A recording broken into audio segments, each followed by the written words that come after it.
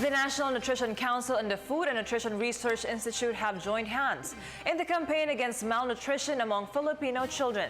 They are pushing for the early childhood care program to help address such problem. This report by Sweeden Velado. More than 20% or 1 in every 5 children aged 5 years old and below are underweight and malnourished, based on the recent Food and Nutrition Research Institute, or FNRI, under the Department of Science and Technology.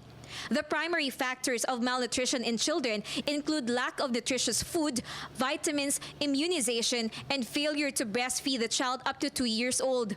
Most of the child nutrition indicators have worsened, and for both sexes in both areas, rural and urban areas.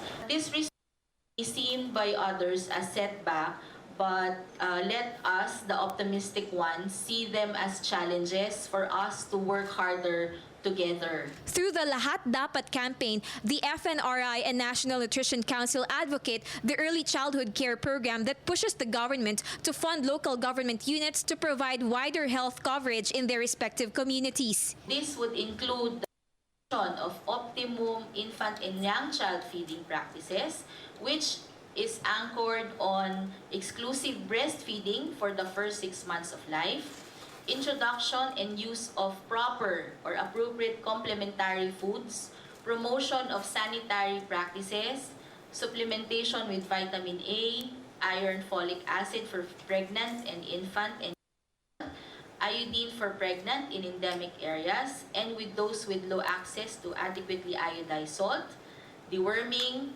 appropriate medical and dietary management of acute malnutrition. The NNC reiterated that inclusive healthcare must be prioritized because the productivity of children when they start schooling also depends on their health condition. For the People's Television, this is Velado.